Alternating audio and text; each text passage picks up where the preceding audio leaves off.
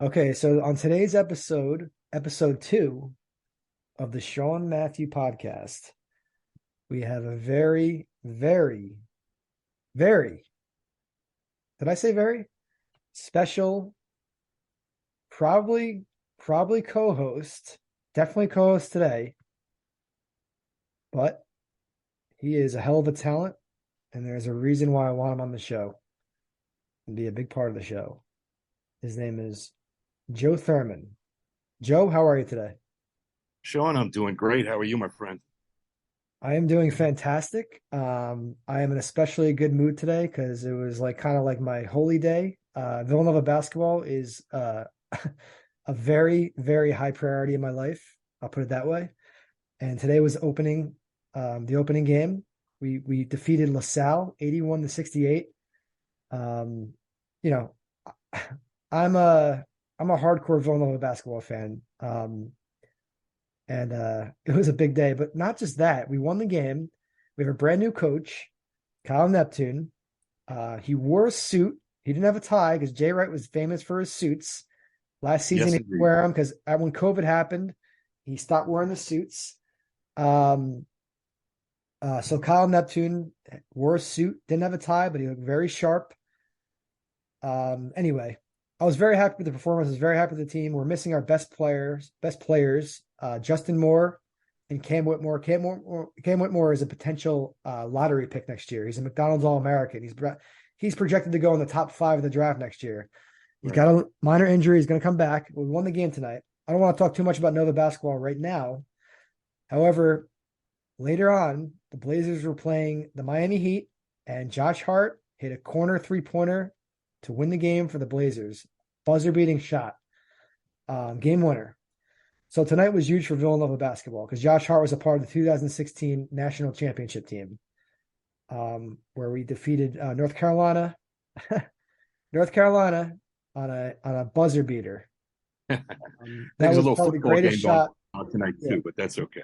you saw that shot though, right, Joe? Did I see the shot? No, sir, I did not. Okay, well, Chris Jenkins. I don't know how you haven't seen that shot, but Chris Jenkins hit it. Probably the greatest shot in college Oh, wait a basketball. minute.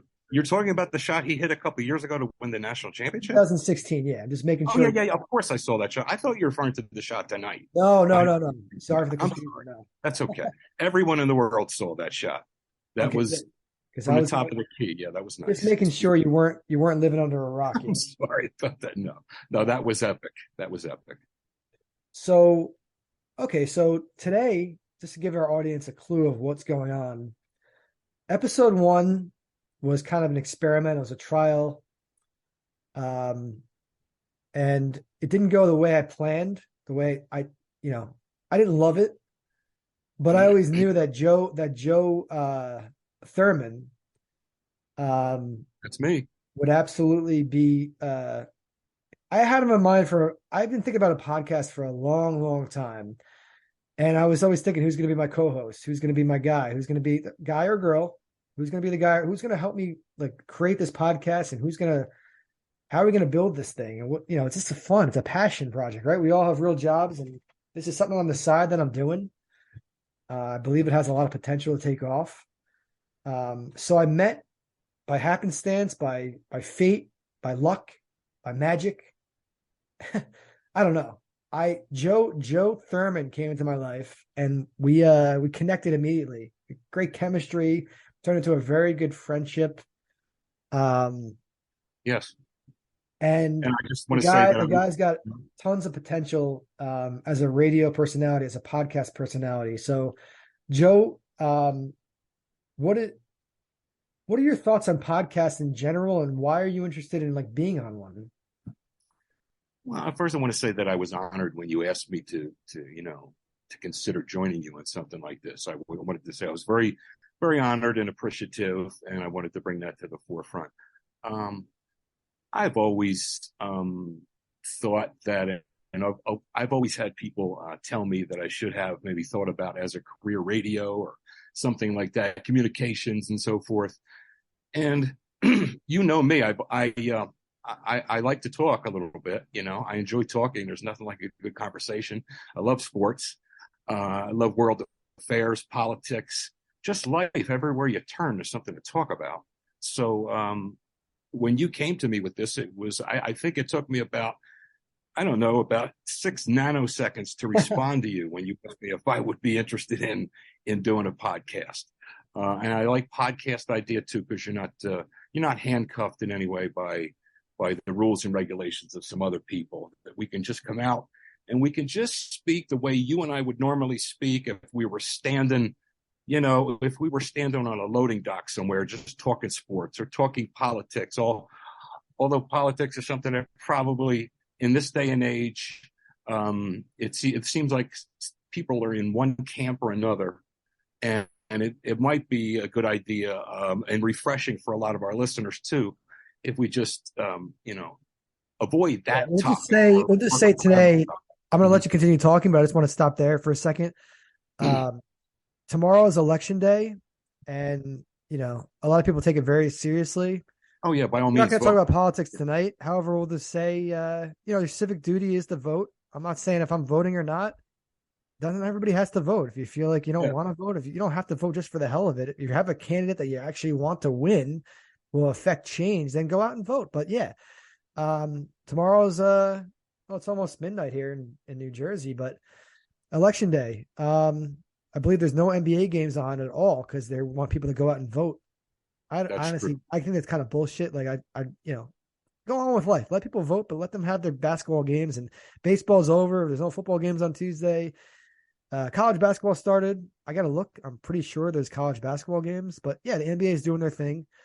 But yeah. So anyway, politics, Joe, is one thing that you're interested in, but voting's tomorrow, but continue. So, you're very, you didn't have to think long about doing the podcast. It took you 6 nanoseconds, as you said. Yeah.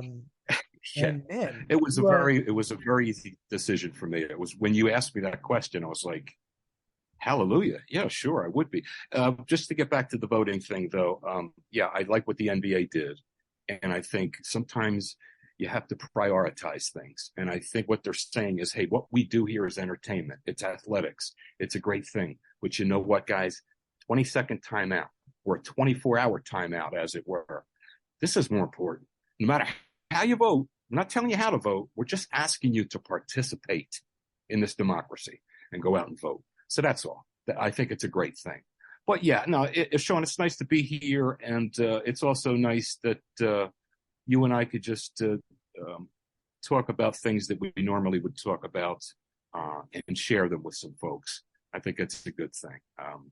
My Phillies just got beat in the World Series. We were beaten, as I told you the other night, we were beaten by a better team. And as I told you 3 weeks ago, that was probably going to happen. They should hold their heads high. They should look forward to the future. They should be proud that they took that ball club 6 games. And even in that 6 games, if you look at a couple of the games and some of the things that happened in there, they could still be playing. So, I mean, obviously it would be over anyway, but you know what I'm saying? It was really a good thing. And I think for the Philadelphia Phillies, they've arrived. Can we just say that, can you hear me better now? I put the mic a little bit closer to myself. Yes. Okay, cool. Yeah, the Phillies, man, they have I think they have a bright future. Can you agree with me though that if they never fired Girardi, they wouldn't even sniff the World Series or the playoffs? Well, it's an interesting thing because Joe Girardi, I respect Joe Girardi. He managed those Yankees that beat my Phillies back about a decade ago, and who doesn't love Joe Girardi? But it's just an interesting thing about sports and about teams and about chemistry. That it's not a knock against Joe Girardi, but when they did ask him to go and they brought on Thompson, Thompson's approach was just better for this particular group of players, and they just flourished. And sometimes it's just getting the right combination. Just today, I saw this thing in Indianapolis that Frank Reich was let go. Frank Reich helped Doug Peterson win a Super Bowl here in Philly. Frank Reich is a great football guy, but for some reason things weren't working out there. I think that Irsay fella is a little bit of a volatile character, so I don't really know. I love Jeff Saturday. I think he's one of the best people that you're ever going to see in the game. He's one of the most respected. I do question though him being the head coach. That's a little bit strange. But again, we'll see what Yeah, happens. But I just think it's interesting that sports and chemistry, because you're dealing with human beings, it's just interesting. But yeah, but when the Phillies let Joe Girardi go, I Thompson, don't want to interrupt you, but can I just yeah, say, do you think it's possible, because this happens in sports sometimes, whether it's consciously or subconsciously, do you think that any of the Phillies players stopped playing hard for Girardi in hopes that they would fire him and get Thompson in? I I don't think so, Sean. You hear about that. You know where I hear about that kind of thing happening mostly? It's usually in ice hockey for some weird reason. Usually they get tired of a coach's whole spiel and they start shooting the puck 4 feet wide of the net intentionally, this kind of thing. I mean, I really don't think so, because you got a guy on this team, Harper, that could go up to the front office at any time and say, look, I don't want this guy as my manager anymore. And I mean, no, they won't come out and tell you this, but I think Exactly. if he did that, Exactly. I don't You don't think there's a small I don't circle think, of players though, like you're saying Harper has the power to do that? They're like, fuck Girardi. This guy no, fucking blows. Like the Yankees won a World Series with him because they had a hell of a fucking roster. He wore no, out his welcome in New York. They got sick of him. He tried to just use that currency of that World Series to just hopefully he's going to be there forever. Obviously, wasn't. no. And you And know then what I and then it think? showed with the Phillies. It showed with the Phillies with a less talented roster. He obviously couldn't get the best out of them. You don't think there's a group of players saying to themselves, "Man, like, we got Thompson in here. Why don't we just No, why don't we fuck around and just But then no. I'm thinking to myself, in baseball, right? It's like, they want their stats. They make money by getting better stats, right? It's all about the stats and how they can perform and help a team. It's tough for me to believe in any sport of players like, sacrificing their livelihood and their the money that they can make and their stats just in hopes of getting the manager fired. That's quite complex, sort of specific anger if they want to have him out that badly. Just a thought that crossed my mind. That's why I said subconsciously or consciously, because the team got a new manager and man, they just took off. It was like, Well, what I whoa. think it is too, Sean, and with all due respect, I know you're a New York guy. I know you're a New York sports fan. I know you love the Well, Yankees, Dallas and I Cowboys know, though. and The I Dallas know. Well, that's a whole different issue. That's. But what it is in your heart, it's hard for you to accept the fact that Girardi wasn't successful here, and I think you're looking and reaching for reasons to maybe justify. Maybe No, this is why. it Maybe was that's almost like why. the opposite, I right? don't know. Like I I wanted Joe to kill it and do well. And he was in it's a oh, I national know you team. did. They're not competing with the Yankees unless they're in the World Series. I was always rooting for them, but when it did happen, it was one of those things where, yep, the Yankees made the right decision. So, but again, I would, if he made the World Series and had all the success, I would. It's not one of those things where I'm not rooting. I root for the Phillies because they're like my National League team, and I went to school at Villanova, and it's right near There you Philadelphia, go. obviously. There you go. And it's one of No, those but that's things what I'm where saying. I'm there was saying there's no deep seated hate or subconscious, unconscious no. stuff for I'm saying Girardi the to be opposite. I'm bad. saying you really love Joe Girardi and you have some affection for Joe Girardi, and that's why you're trying to maybe reach for some reasons that for his lack of success No, here. but I agree. I agree. I agree with Maybe the it's these decision. players that did this to him. Maybe they trashed maybe they lost some games on purpose to make him look bad. Is what you're thinking, We're riffing because here. it's hard for you to accept the fact that he just couldn't cut the mustard when it comes down No, to it, we're riffing here. These because are you like thoughts. him, These are and I thoughts that understand cross that. my mind for sure. Because whenever it's just a general thought, not talking about Girardi. Let's think of a macro perspective here from all sports. Because it happens where the coaches, I don't even know, like we were saying, if subconsciously or unconsciously, or consciously, the team, the manager, the coach, they lose the team, and like the team just starts, even if it's not purposely, they start performing at a lower Oh, level. And yeah, it sometimes they need happens. that Oh, it spark. happens. Oh, yeah. Absolutely. Um, but let me talk about you brought up the Colts and Jeff Saturday and how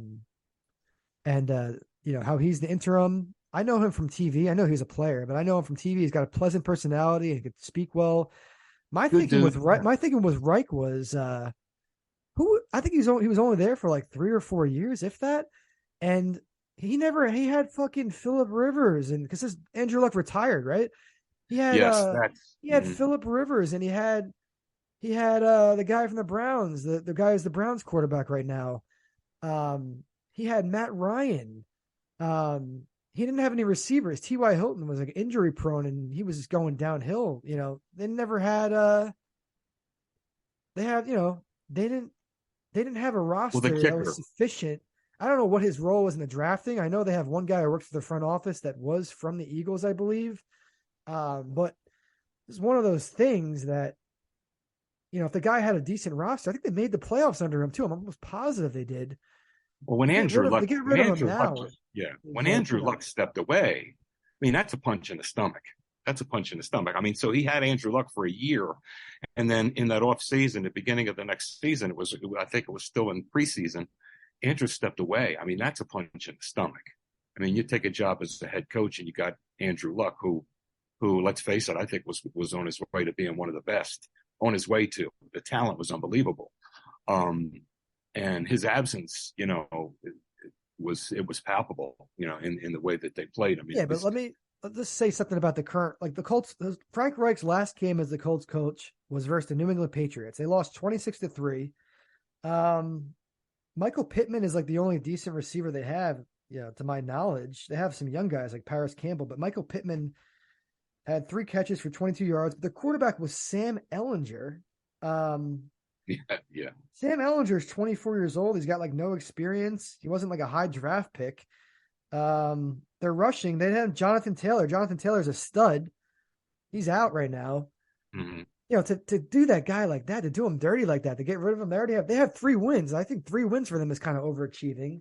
Well, I think what's weird is, go ahead. What's weird to me is, first of all, to get rid of a guy like Frank Reich midway through the season, usually you let him ride it out. You pull him into the office and say, hey, Frank, listen, I got to see some improvement between now and the end of the year, or else we're going to have to sit down at the end of the year and it may not go so good for you.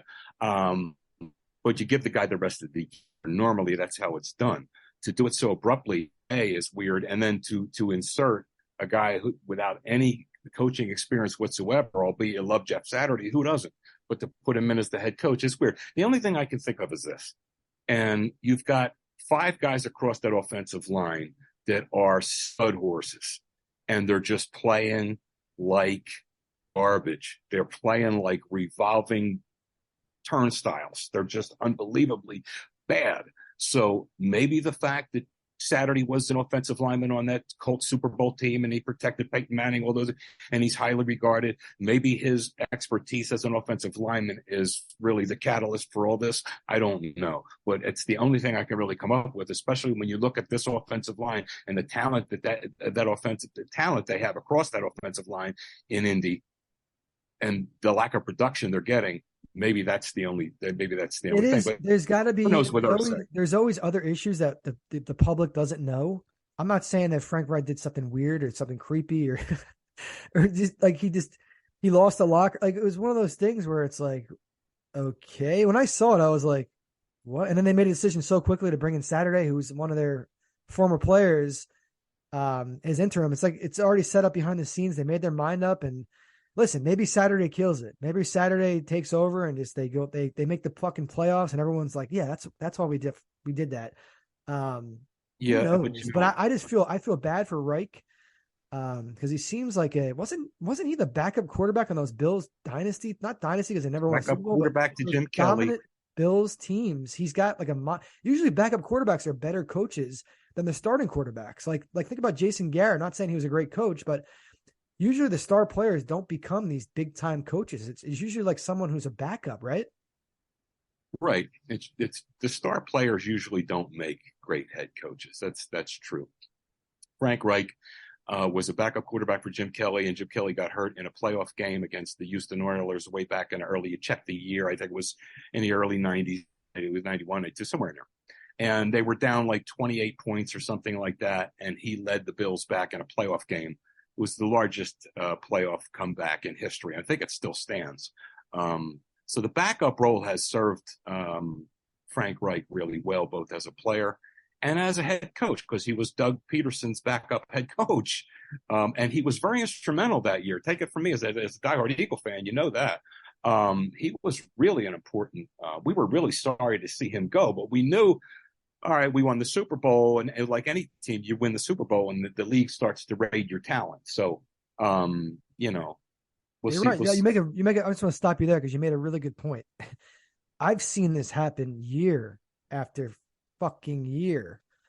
Um, People and teams win titles, organizations, and you're right. Their talent is rated, and it's one of those things where it sets those guys up for disappointment. There's like these heroes in the Super Bowl teams, in his World Series teams, and everyone expects him. Let's get them. He's got experience. He won a title and stuff. He's going to help the locker room. He's going to help the team. He's going to be good.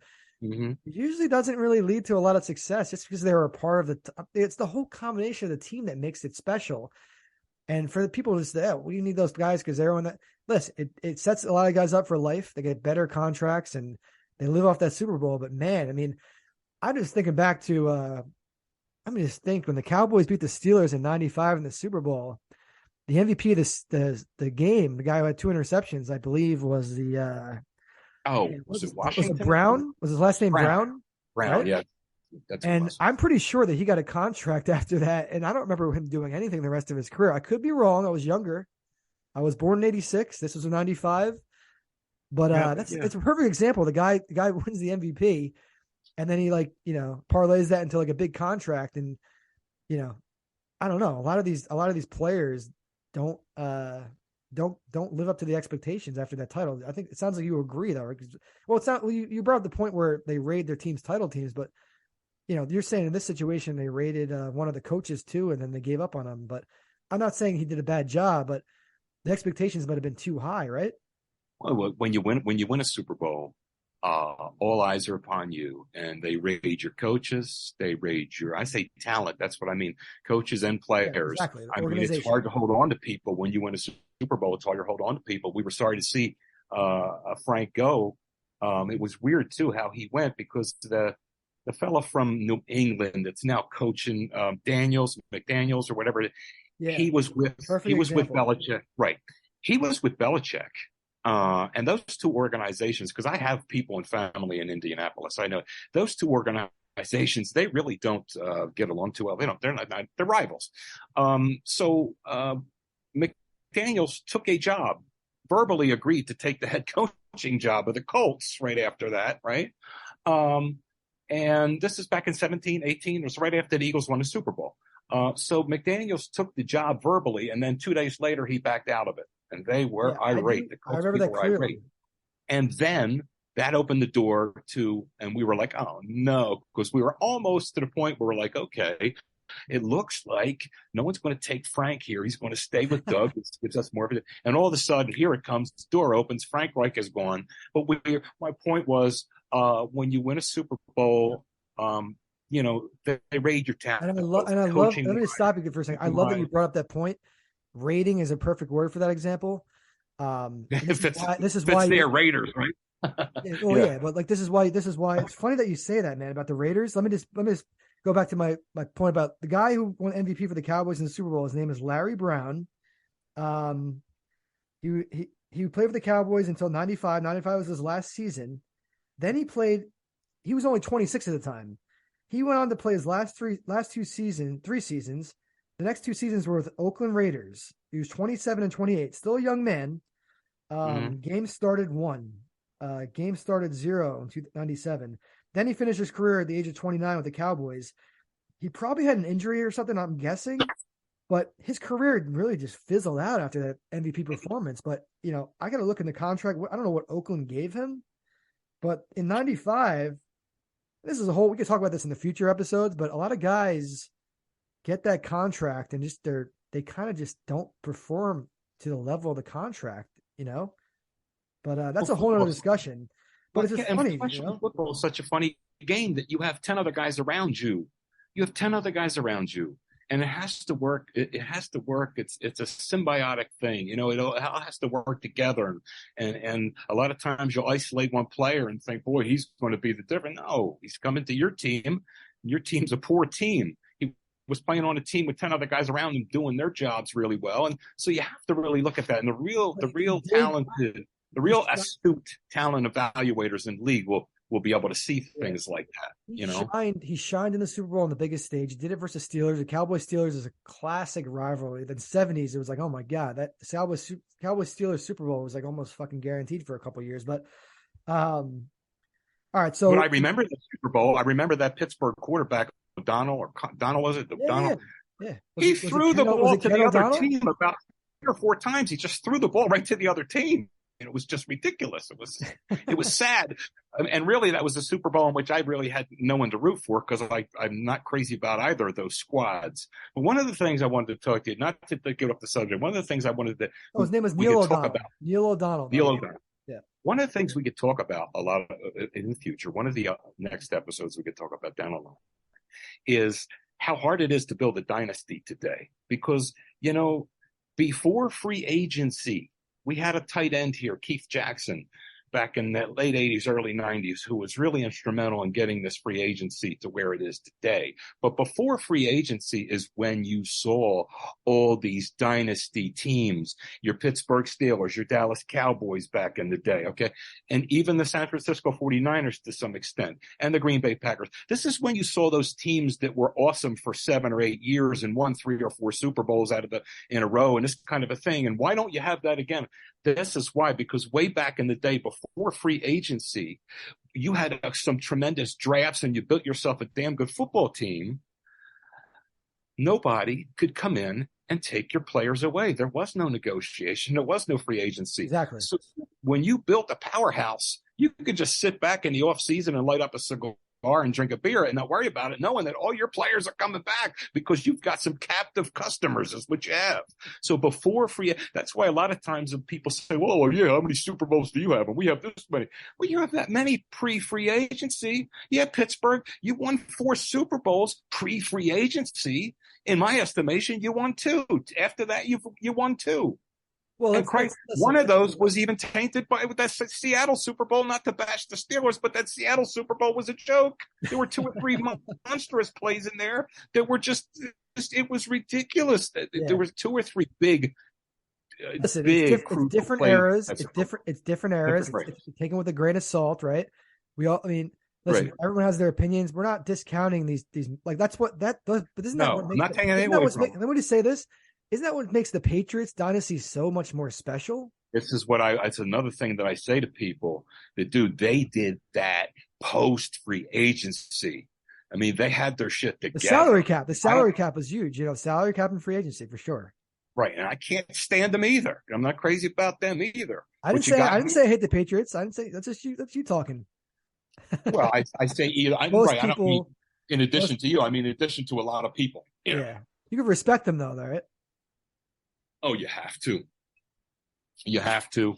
And this old adage of, well, was it Brady or was it Belichick? You know what, man? It was both of them. It was everybody. It was the perfect combination. That's what I'm saying, the perfect chemistry. Chemistry.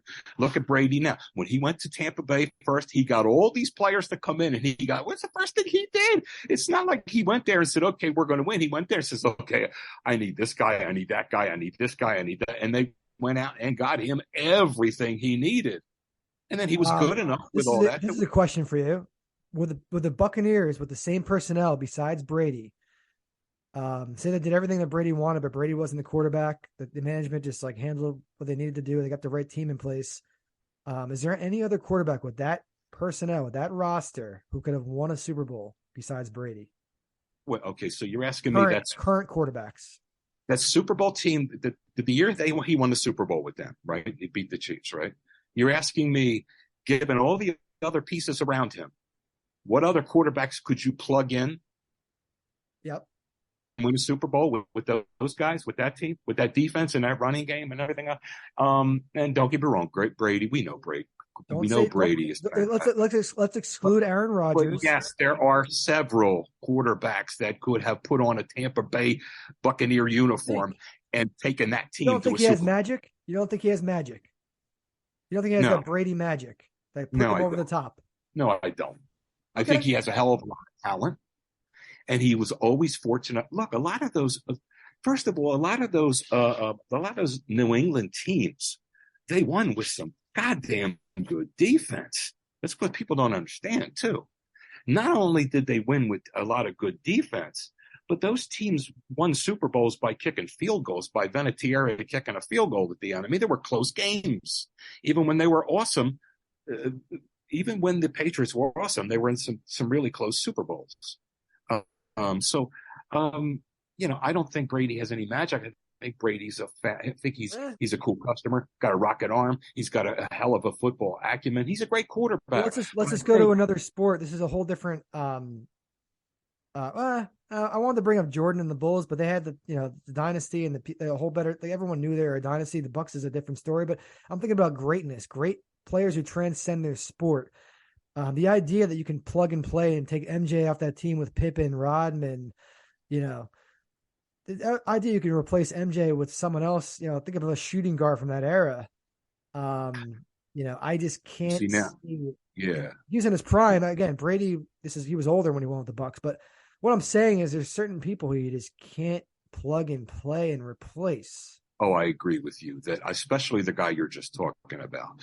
And some of these, look, first of all, I know a lot of these younger folks, they see LeBron James, and LeBron James is a great talent. I understand all that.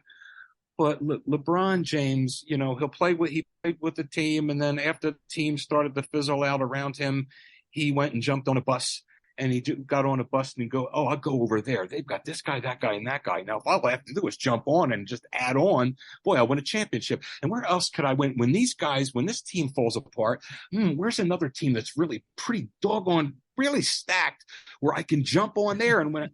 If Michael Jordan did that, Michael Jordan would have about 11 titles. Okay. But Michael Jordan didn't do that. Michael Jordan stayed with his team. And guess what? Michael Jordan. But he also went to play baseball. He three-peated twice. Yeah, but he went to play baseball too. I mean, imagine if he didn't, that would have been two more titles. He would have had 8 guaranteed. Right. Rockets would never have won those. That's just if he stayed and didn't play baseball, Sean. But what if he took the notion, that approach, that LeBron approach, that my team's just starting to they're starting to water down a little bit.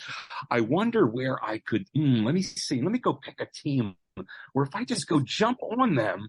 No, boy, let me just argue for LeBron. What Kevin Durant did was despicable what he did. Yeah, but LeBron has a lot of business opportunities and ventures in Los Angeles, and it's a place to be, and he's got real estate there.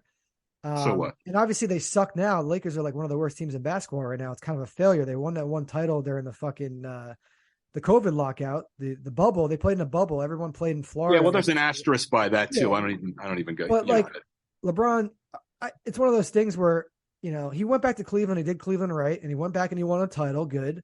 But Los Angeles, the idea that he just jumped to the best roster, because Los Angeles was not the best roster. I mean, he put it in place. Well, a couple of years ago when he did, to get AD, but he jumped there because they have a lot of money to spend. He knew the owners really well. He of course, everyone loves palm trees and everything, that lifestyle. But he thought he could build another super team out there, and that's part of the reason why. The first thing he did, he took the guy Anthony Davis eyebrows. Yeah, they got him. Now things are just not going real well, so it's interesting. But to me, the greatest basketball player to ever walk on the planet Earth will be Michael Jordan. Michael Jordan is one of my heroes forever. Dude, he was my childhood idol. Of a lion. The heart of a lion, man. Oh, it's just unbelievable. If you ever want a good book, there's a book called Driven by Michael Jordan. It's a biography. It's not like it more talks about how he thinks in his life and how he plays. Like, it's a very, very good book if you want to know how he thinks. It's amazing. But I don't want to get stuck in these LeBron. We'll have tons. We'll talk about the GOATs another time. MJ, LeBron, Brady. We can talk about this another bit. What I want to talk about now is my degeneracy and my betting. So I threw a 15 leg. Today was opening day of college basketball, and I threw a 15 leg parlay on all the favorites, and it was ridiculous because I put 15 picks, and I still only got it down to negative 128. So anybody who knows betting, negative 128 is not great. It still means you're betting on the fucking favorites. But I did it in a way that was fun and it's opening day. But literally I hit 14 out of my 15 picks in the parlay. I hit all 15 to win the parlay. All I'm waiting for is San Diego State to win. I have the money line on all the games, by the way, not points. But San Diego State is up. What are they up right now? Let's go top 25. I use the score app for all my stats. It really is the best app, I think, for scores. But yeah, they're up by 25. They're about to win. There's 2 minutes left. So I won a 15 leg parlay today. I'm just going to go down real quick because I know you're not really a betting man, but this is Yeah, fun. I bet. but you do your thing. It's Yeah, me. I love sports. yeah. I don't need to bet. I just love sports. But you go ahead and do your thing. So I'm listening. $13 I bet. It only pays 23.23. We're talking about MJ 23.23.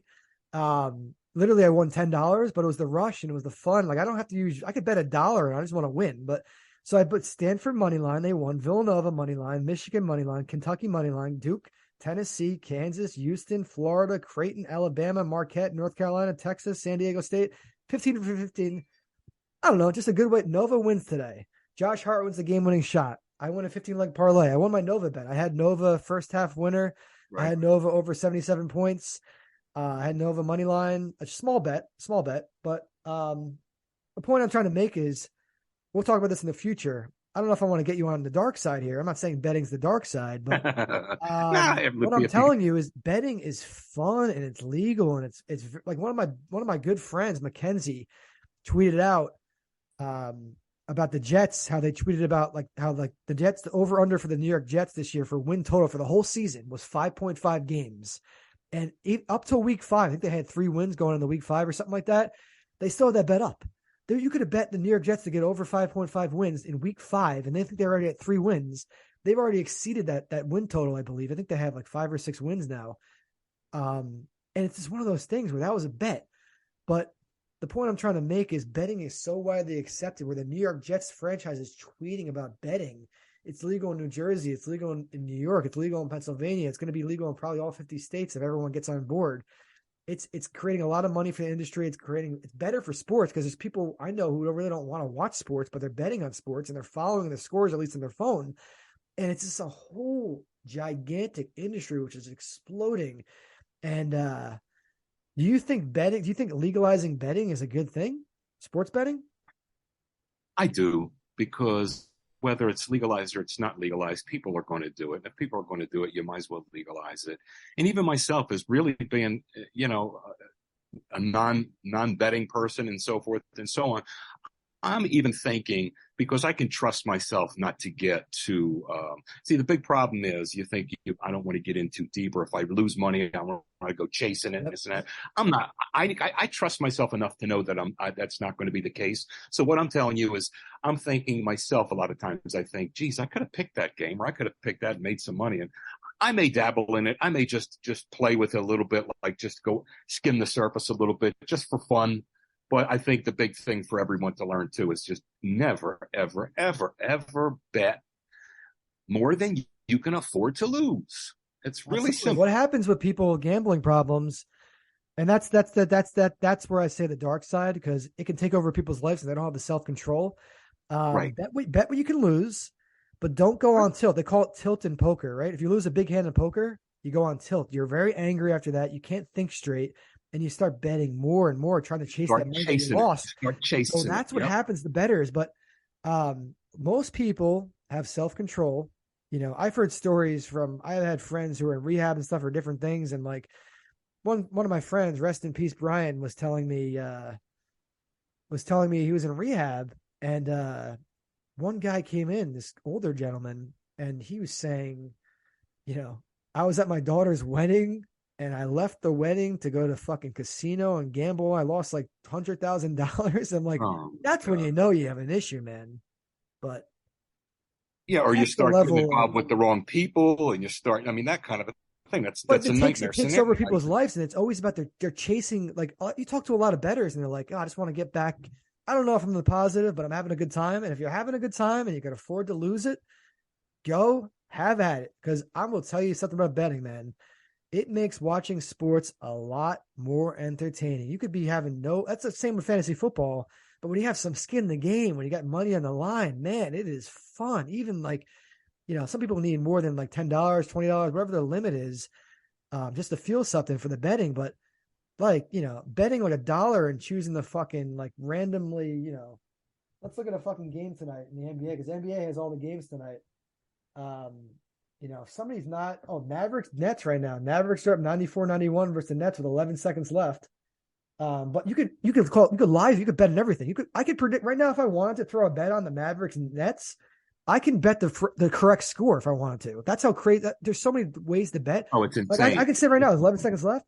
If they still offer it, likely they do on FanDuel and DraftKings, but I can bet fucking Mavs win 97-90 fucking 3, and then I could either say whatever the odds would probably be ridiculous because it's the correct score, but also it's closer to the end of the game. So, but that's what I'm saying is you could bet on everything. You could bet in the coin toss. You can bet in the first basket, the first touchdown. Right. Never-ending industry which won't go away. It's going to keep thriving. But again, there's people to think about out there. If you don't have the self-control, if you can't handle losing money and you want to keep chasing it and you get hell-bent on getting it back and just winning, that's just the caution. But I'm advocating betting big time. It sounds like you are too, just you haven't got into it though. I haven't got into it that much. I mean, I think I might toy with it just a little, like for fun. Like, geez, it would be nice I'll put up a little bit here and I might win a couple $100 or something like that kind of a thing. And again, stay within my, just if I lost what I can only afford, lost that amount, I can only afford to lose that much, and I lost it, I'll leave it. But I know I'm a real sports fan because I don't need to bet to get chills down my spine. I mean, when the Eagles let me stop you there for a second. You're a real or when you sports get fan, a matchup, when you used to get like the Pittsburgh Steelers would match up against the Baltimore Ravens like 10 years ago when they're both in their heyday. Kind of, like big matchups. I mean, Palomalo and Lewis. Yeah. When you get like sports, the key matchups, it's like, damn, I got to see this. I mean, no, dude. But what I'm saying is the sports betting. You said real sports fan.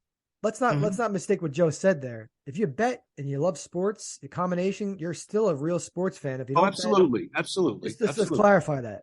Absolutely. I'm not saying you're not or whatever if you bet or whatever. I'm just saying that you can enjoy sports without having money on the line. That's the way some people ask me. Right. It's the same way some people say, hey, do you ever play fantasy football? This and that. No, I don't really need to because on Sundays, I just love watching the game so much. I don't need any fantasy, anything. I just love the game so damn much. I love the sport so much. And now if you want to do something to augment your experience, go have at it. I don't give a goddamn, but I personally don't need it because I just enjoy the real product so much. That I just don't need it. I just think that everybody should do their own thing. If it makes you happy, happy. And there's some people who don't know a goddamn thing about the shape of a football that bet on football. That's the great thing about it, though. It's drawing in people who aren't sports fans. Have at it. It's entertain. The whole thing is entertainment. The whole thing is fun. I don't want to. This is just me and Joe's initial podcast together. It's episode 2 of the SeanMatthew podcast. It's midnight in New Jersey. Joe was nice enough to have some time to talk tonight, but we are going to probably be doing 2 to 3 shows per week and churning these episodes out. Hopefully, we'll have some loyal fans and new fans, and it's word of mouth. And that would be nice. Yeah, that would be nice. I'll just say this, Joe. Today I think went really well. But I just want to say I want to have like a tradition on the podcast that I want to start now. What was your cheat meal this week? My cheat meal this week, I think I had 2 of them. I had 2 of them. I had Taco Bell on Saturday. And what'd you get? I started with the Doritos Locos Taco Supreme. I love them. The Supreme is nice. You get the sour cream in, isn't it? So I had 2 of those. And then I had a quesarito, which is really nice. And I had Mexican pizza. Yeah, you said you got some heartburn in the past. How was it this time? Was there any heartburn? What I found out was with the Mexican pizza, I want to make sure if there's any excess sauce. I like sauce on there, but if there's any excess, just scrape off a little bit and just be careful. And you know what else I found? That instead of the normal one single Pepsi AC that I take around 12:30 at night, I'll take another one around 2:30 on those heavy nights. So the cheat meal nights, if I'm really doesn't, I'll take actually two just for preventive measures. But on any other night, I just take one around bedtime or 2 hours before bedtime or whatever. And can I just So say there, this, that when Joe gets his cheat meals, or pretty much whenever he orders food out, they have an option to round up to the dollar to donate to charity. This man is usually rounding up and donating to charity, so that's just a good thing that you do, man. no, I thank you for that. Yeah, I think, listen, if we all just do a little something, it's good karma. Just, you know me, you know how I feel about it. The whole, Yeah. So do let's unto just others. say we're going to talk about we're going to talk about karma. We're going to talk about all these topics in the future. But let me just say about the Taco Bell Mexican pizza, they took it away when COVID started. They got rid of it. Everyone was up in arms, like fuck Taco Bell, including me. I was like, I'm not going to Taco Bell if I can't get a Mexican pizza. They brought it back, but they brought it back and they ran out of supplies. They ran out of ingredients for all the franchises around the fucking nation and the world. They had to take the Mexican pizza off the menu temporarily. I love the Mexican pizza. I'm glad it's back. And it sounds like as they took it off the menu, I haven't been back to Taco Bell since, but apparently you got it recently. So that's a plus. So they have it back. So it's good. Yes. Yes, sir. That was Saturday. Sunday, I had my, believe it, I get these Hebrew National knockwurst, and I'm Germanic. I'm part German, part of it, but always with the brats and the kraut with my pop, and we used to watch football together and this and that. But either brats or knockwurst or something like that. Some big old oversized hot dog on a bun with either mustard or cheese or kraut or something for football. Would you say, wait, so you got the hot dogs? Did you make the hot dogs yourself? It was the knockwurst, the Hebrew National beef knockwurst. Good. Yeah, but Freaking good. Where did you how did you make these hot dogs? Believe it or not, they're so damn good. I just boiled them for about 4 minutes and then throw them on a bun. And I put something on them, and they're so goddamn good. It's not even. So would you funny. say, are they, I don't want to talk too much about this now, but when's the last time you had a hot dog from a baseball game or a ballpark?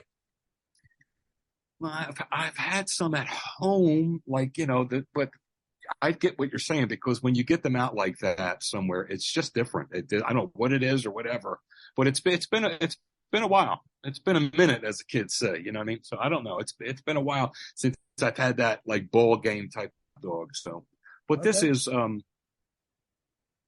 these are even better. Do you go with And me, do you put ketchup on it? What's your go-to? Mustard or ketchup? mustard. Now I either put, sometimes when I make the kraut, I'll do sauerkraut and mustard. If I don't have the kraut, I'll do cheese, either like shredded cheese and mustard or something like that on them.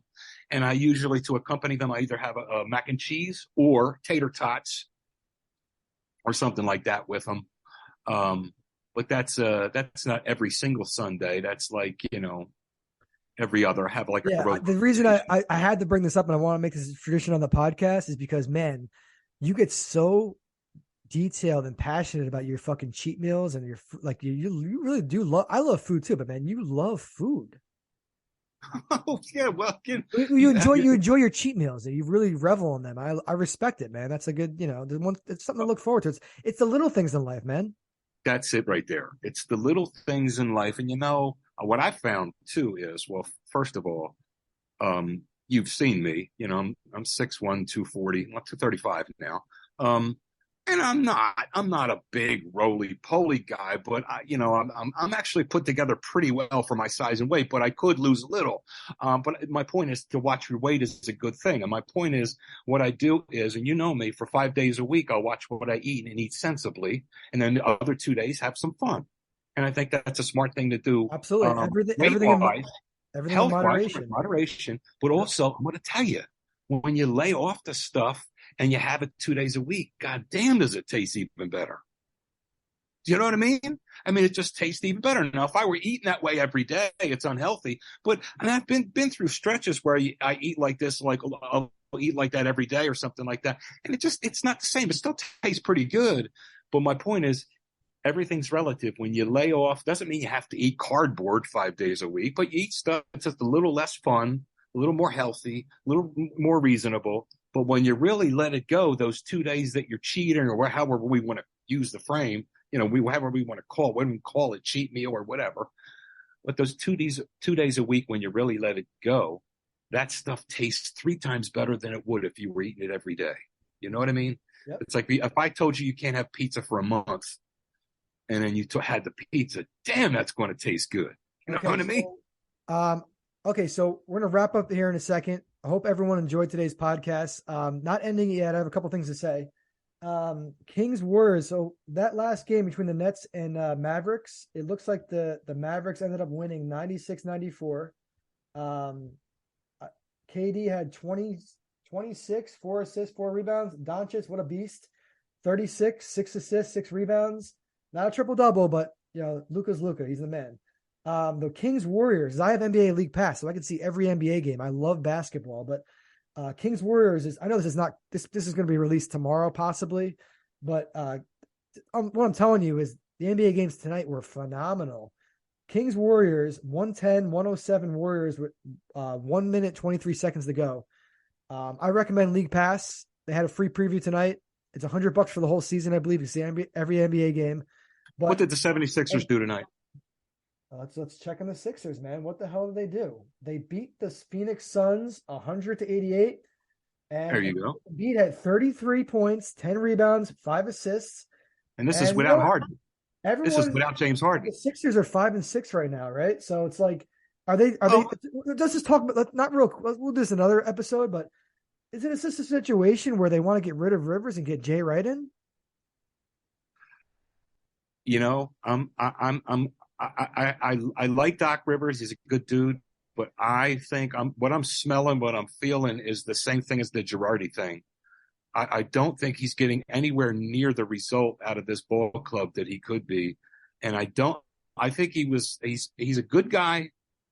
And I just think, he won an NBA title with Boston with the big three. And a lot of coaches could have won with those 3 players. I mean, I like Doc Rivers. I think he's a good dude, but I would love for them to get someone else in here to coach this basketball team. Let's talk about that. Let's talk about that the next episode. But I'm just going to say, guess who hit the go ahead 3-pointer for the game's not over yet, but Steph Curry hit a fucking step back jump shot, 3-point jump shot.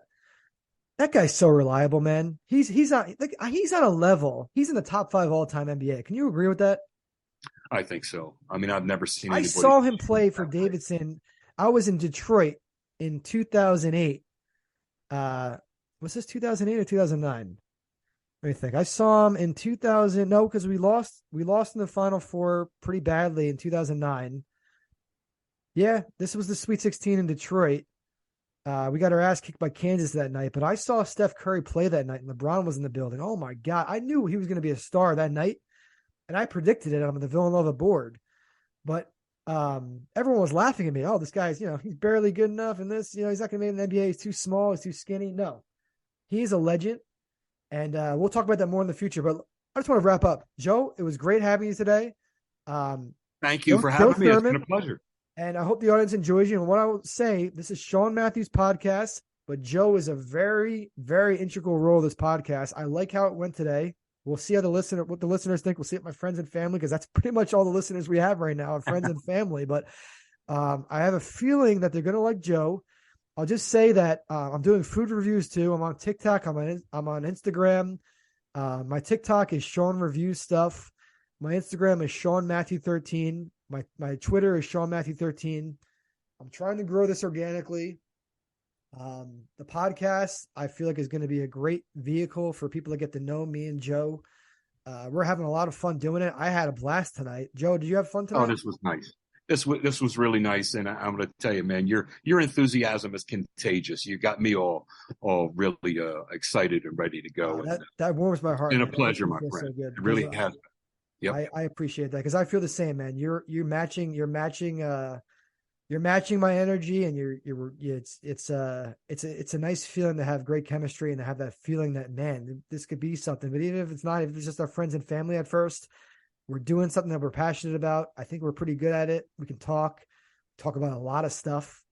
And I look forward to everyone hearing our future episodes. And again, thank you for listening. If you made it to the end. And have a great night, great rest of the week. Me and Joe will probably record another episode very soon. And have a great night. Thanks, Joe, for being here. Thank you. Take care now. Take care. Bye-bye.